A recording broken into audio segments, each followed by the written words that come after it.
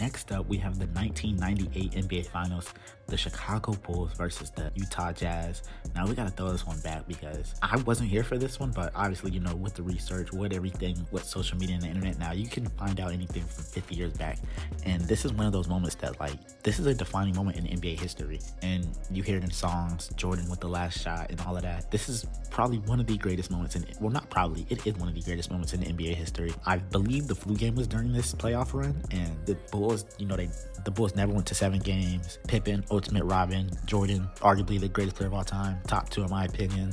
Now, next up, we have the 2006 NBA Finals, where Dwayne Wade was Finals MVP in just his 3rd season. He averaged a whopping 34.7, 7.8, and 3.8, leading the entire playoffs in points with 654.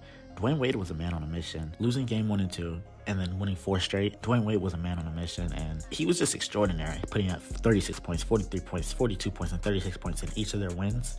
Without Wade, the Heat probably wouldn't even be in the playoffs at this moment, and he single-handedly backpacked them to a championship, in my opinion. And this is probably one of the greatest runs of all time, top 3 in my opinion. In 2019, we seen Kawhi Leonard come back from an injury and look like a man possessed, averaging 28 points, 9 rebounds, and 4 assists. Kawhi Leonard led the entire playoffs in points with 732 and took the Warriors to 6 games after acquiring Kevin Durant. Albeit KD did go down in Game 5. Klay Thompson did go down in Game 6 with the ACL injury. KD with the Achilles injury. And, you know, the Warriors just couldn't recover. Even though Game 6, they only lost by 4 points. But the Raptors with Leonard were just phenomenal. This would be Leonard's greatest moment in his career, in my opinion. I think Leonard, he stamped in history because of this moment. Will he ever become a top 20 player? Probably not, but you know, he's in that, you know, that deep range. So, the 2019 Finals with the Toronto Raptors versus the Golden State Warriors. And quick disclaimer, none of the Warriors' Finals victories will be on here because I believe they were, you know, a little flawed. 2015, no Kyrie, no K-Love. 2017-18, the KD era. So, they won't be on here. But the 2019 was on here, and the 2012 and 2013 Miami Heat, they won't be on here, you know, just because the Heat were, you know, in my opinion, the better team. But you know what LeBron Finals won't be on here? The 2020 NBA Finals and the bubble. The bubble was a crazy finals, and in my opinion, it was one of the best finals I've ever seen in my life, along with 2016, because we seen LeBron James just take a cerebral approach to the game. We seen his game elevating from the very athletic guy, but he was playing the point guard position with Anthony Davis, who could have won the Finals MVP in my opinion.